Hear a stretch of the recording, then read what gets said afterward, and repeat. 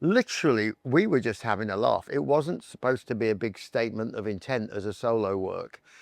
It was just a collection of different rock styles that we glued together on an album, so that we said, well, we can be kind of like an AC/DC-ish type of track. There'll be a Stonesy type of track. There'll be a sort of like a big hair metal type of track, you know, Tattooed Millionaire. And then the little gem that Jan came up with was Born in '58, which was one of his songs that he just played it to me. I went, what's that? He went, oh, that's probably not, you probably wouldn't like it. I said, no, play it. Blah, blah, blah. And that became Born in '58. It's one of my favorite tracks off the album, you know. So we went in with Chris Sangarides, boom, did the album. And lo and behold,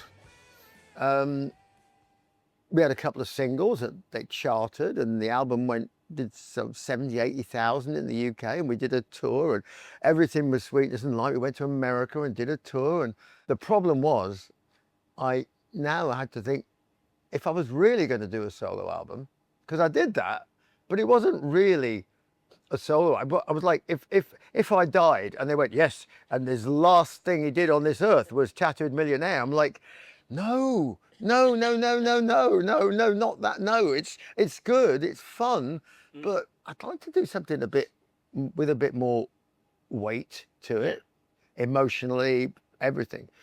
So Rod, my manager, said, why don't you go over to LA and go to this guy, Keith Olsen, Goodnight LA Studios. Keith had reinvented David Coverdale, if you like, and turned him into this big American radio artist in which he sounded a little bit like Led Zeppelin, and didn't sound any more like the David Coverdale that I loved with Whitesnake.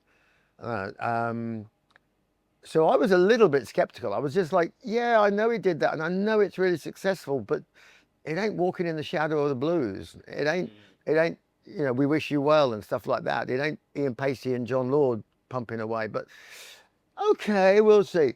So I went over to LA and suddenly was confronted with all these session musicians. I'd never worked with a session musician before in my life.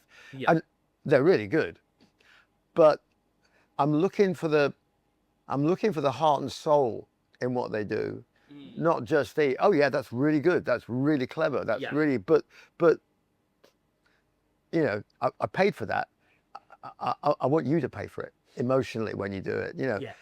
So I was missing that, and I did virtually a whole album, which is now referred to as the Lost